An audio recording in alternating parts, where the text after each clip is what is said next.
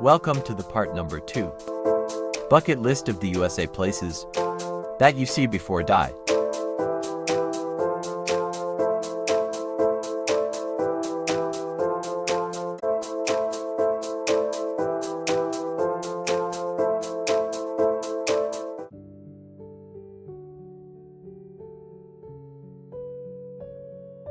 They say what happens in Vegas stays in Vegas, but some memories are too wild, too dazzling, too unforgettable to leave behind. Welcome to Las Vegas, Nevada, a city that doesn't sleep, it shines. You land at McCarran International Airport, and before you've even picked up your luggage, the slot machines are already ringing. That's your first clue. Las Vegas doesn't wait for you to find it. It grabs you the moment you arrive. Step outside and head toward Las Vegas Boulevard, better known as the Strip. As the sun sets, the desert sky fades, and the city transforms into something electric. Neon lights flash. Music pulses from every direction. Fountains dance. It's not just a city, it's a show. The casinos here aren't just about gambling, they're kingdoms of chance. Enter the Bellagio, with its elegant charm and famous fountain show. Try your luck at the Venetian, where canals and gondolas bring a slice of Italy to the desert. Step inside Caesar's palace, and you're in ancient Rome with modern stakes. Blackjack tables hum, dice roll, cheers erupt. Whether you're betting big or just watching, the thrill is contagious. But Vegas is more than just cards and chips. It's where Cirque du Soleil defies gravity. Where magicians like David Copperfield and comedians like Kevin Hart fill massive halls. Where residencies from legends Adele, Bruno Mars, U2 turn every night into an epic concert.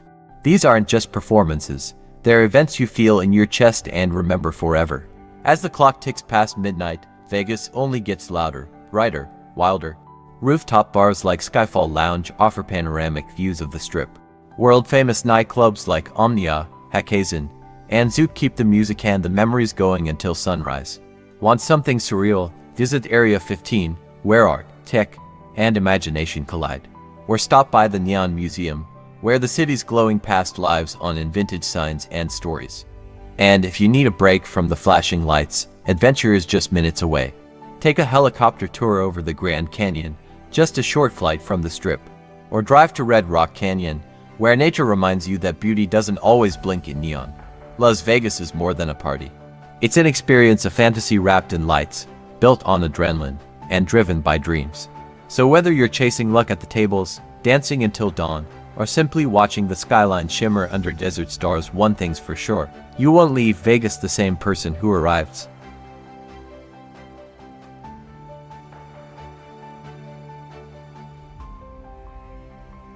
Some places are built of bricks and steel, but Hollywood is built of dreams, of stories, stars, and silver screens.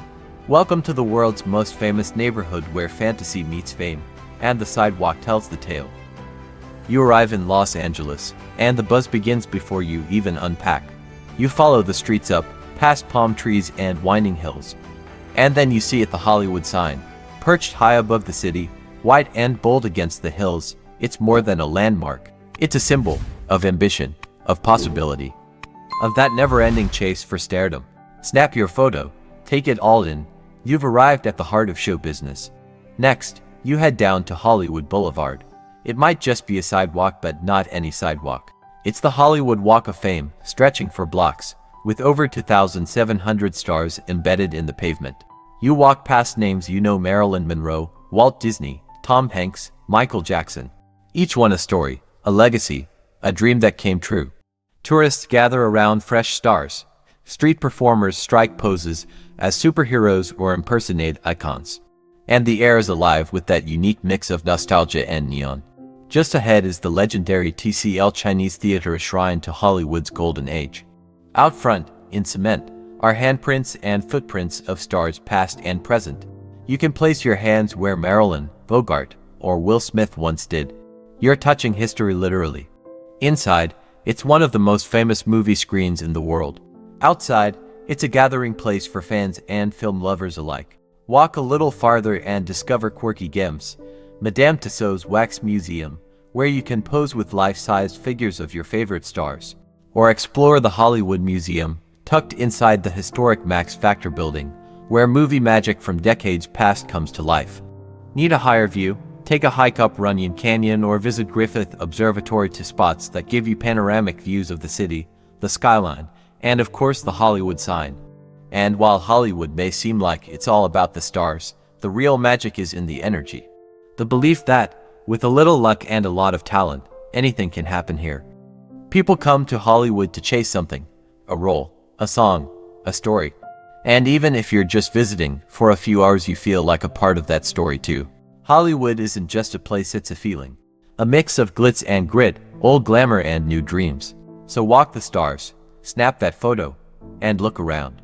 Because here in Hollywood, you're not just watching the story, you're walking through it.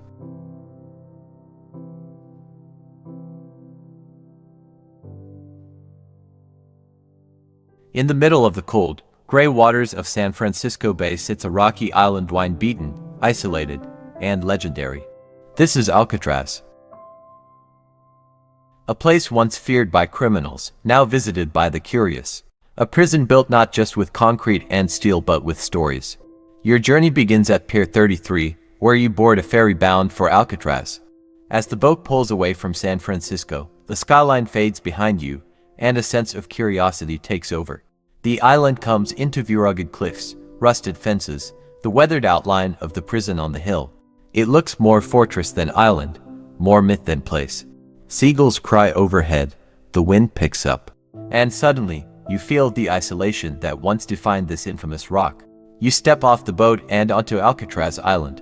The air feels colder here, heavier. You follow the path uphill toward the cell house, where the thick walls and narrow halls seem to swallow sound. Inside, time feels frozen. With an audio tour, narrated by real former guards and inmates, the prison comes alive. You hear tales of loneliness, of violence, of escape attempts etched into legend. You step into an actual cell, tiny, bare, cold. This was home to some of America's most notorious criminals: Al Capone, Machine Gun Kelly, and Robert Stroud, the Birdman of Alcatraz. But it wasn't just a prison, it was a place of constant tension. The island once saw daring escape attempts like the famous 1962 breakout, where 3 men vanished through holes they'd carved with spoons, slipping into the icy bay on a homemade raft. Were they caught? Never. Were they drowned? No one knows. The mystery still lingers in the halls. And as you walk past crumbling walls and peeling paint, it's easy to imagine the whispers of the past. But Alcatraz is more than its dark legend. Today, gardens bloom where guards' families once lived. Birds nest undisturbed. The views of San Francisco are stunning, perhaps painfully so, for those once imprisoned here. You also discover the story of the Native American occupation of 1969, when activists reclaimed the island in protest, a lesser-known but powerful chapter in its history. Alcatraz is no longer a place of punishment. It's a place of remembrance, of reflection, and of lessons still echoing across its stone walls. As your ferry heads back to shore, you look over your shoulder one last time. Alcatraz fades into the mist just as it did for those who once longed to leave it behind. But you carry something with you, a story, a shadow, a reminder of how close freedom can be and how far away it can feel. Because Alcatraz isn't just a prison in the bay. It's a chapter in America's story, cold, haunting, unforgettable.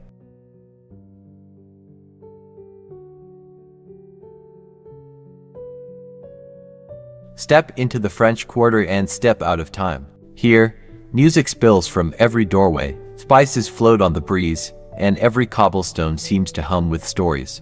This is New Orleans, beating heart alive with flavor, rhythm, and magic. You arrive in the French Quarter, and instantly, you're swept into another world. Gas lamps flicker, balconies drip with flowers and wrought iron lace, and the streets echo with the wail of a distant saxophone. There's energy here, unpredictable, enchanting. It's not just a neighborhood, it's a celebration in motion. You turn onto Royal Street, where street performers dance beneath pastel-colored buildings, and antique shops glint with history. You're not walking, you're gliding through a dream painted in brass and gold. Follow the sound, and it'll lead you to Bourbon Street.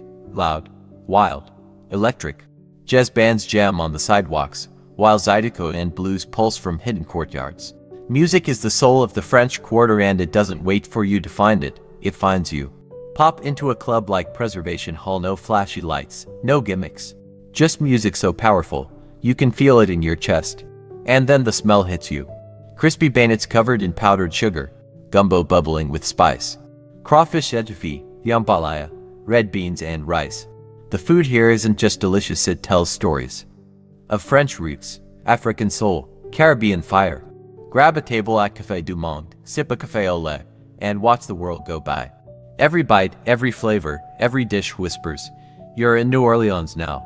Turn a corner, and you find something else, a shop filled with candles, grease bags, and mysterious dolls. Welcome to New Orleans voodoo. Rooted in West African and Haitian traditions, it's not what the movies told you, it's culture, it's healing, it's heritage.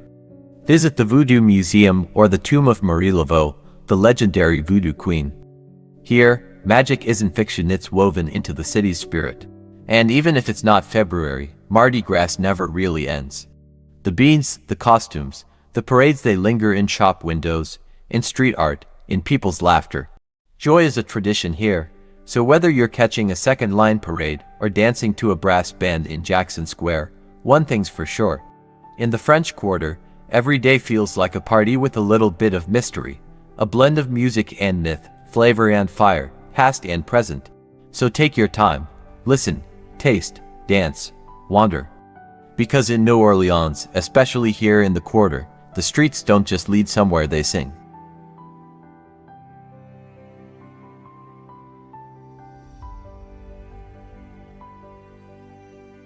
Some landscapes don't just impress, they speak. They tell stories of ancient wines, silent giants, and legends carved in stone. You start your journey on the border of Utah and Arizona, heading into Navajo Nation land. As the road stretches ahead, the world begins to widen. And then, out of the desert floor, they rise towering buttes and mesas, crimson red against a blue sky. Some stand alone, some gather like silent sentinels. All of them feel eternal. This is Monument Valley. Not just a view but a presence. You turn off US Route 163 onto the 17-mile Valley Drive, a dusty loop that winds through the most iconic formations. The East and West Mitten Buttes greet you first like hands raised in welcome. Then comes Merrick Butte, Elephant Butte, and the mysterious Totem Pole, each one with a name, a story, and a spirit. You stop the car, step out. The silence is thick, almost sacred. The only sound is the soft whisper of the desert wind and your own breath catching. If this feels familiar, it should. Monument Valley has starred in countless films, from John Ford's westerns like Stagecoach and The Searchers to Forrest Gump, where Tom Hanks suddenly stops running along this very road. You can even visit the exact Forrest Gump point, where the highway bends beneath towering monuments, and snap a photo that feels like a movie poster. It's not just a road trip, it's a journey through cinematic history. But beyond the films, this land has a deeper voice, Navajo land, rich with tradition and reverence. Take a guided tour with a Navajo guide, and you'll hear stories passed down through generations.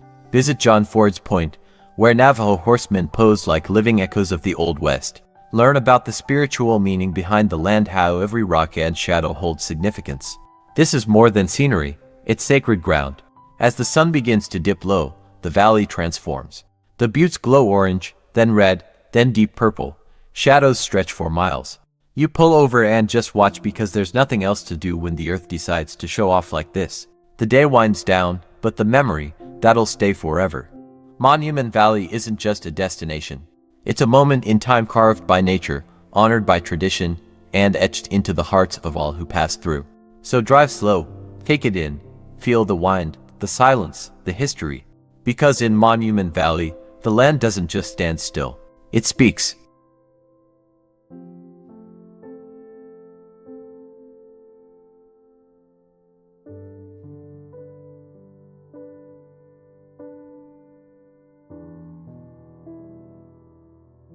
They call it the City of Big Shoulders, a place rebuilt from ashes, where steel met sky and the modern skyscraper was born.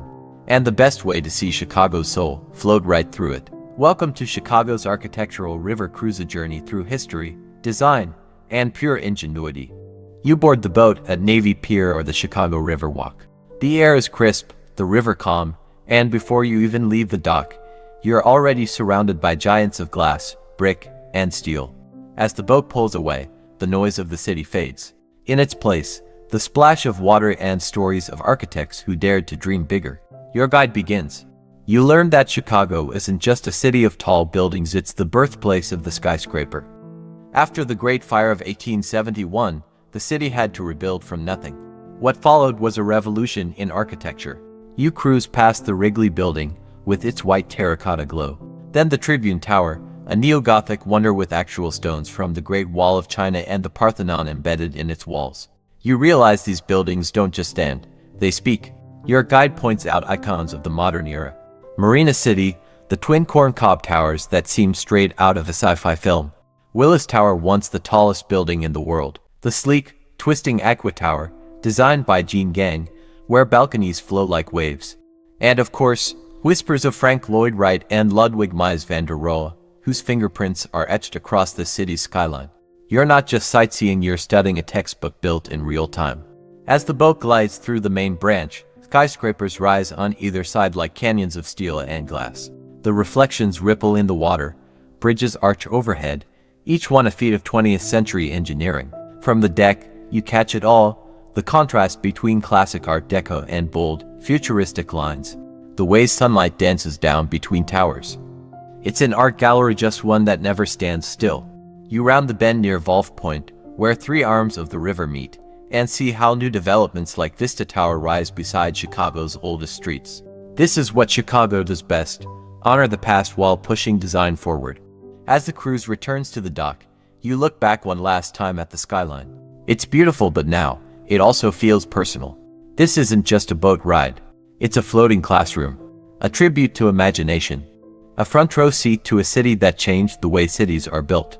So next time you're in Chicago, don't just look up, float through it. Because from the river, you don't just see the architecture, you feel its genius.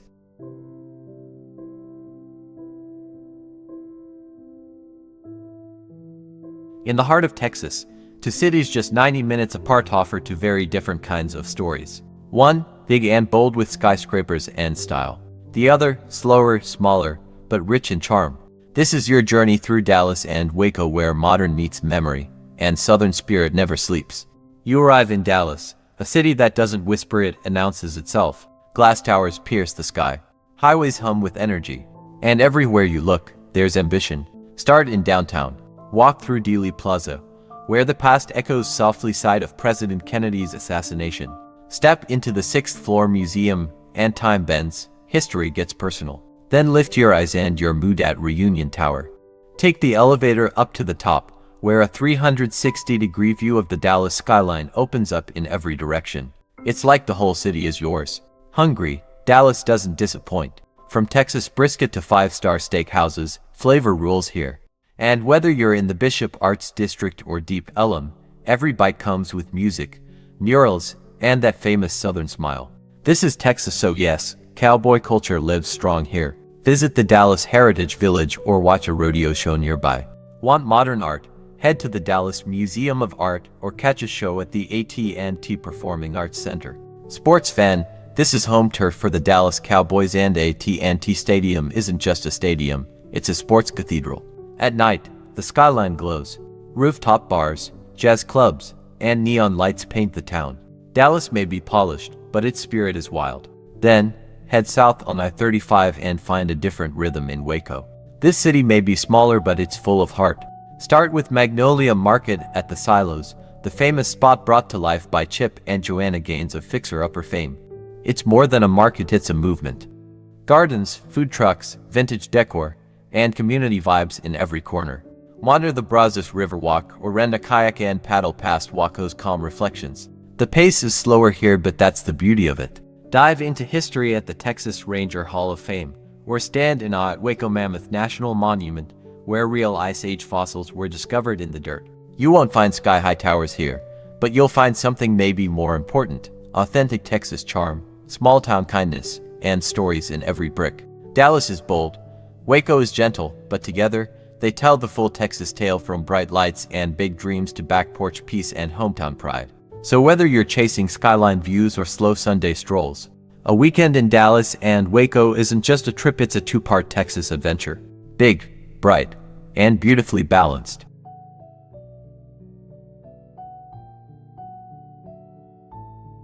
I hope you liked our bucket list of USA places. Let us know in the comments section which places you would like to see on your next bucket list. Also, subscribe to the channel and press the bell icon.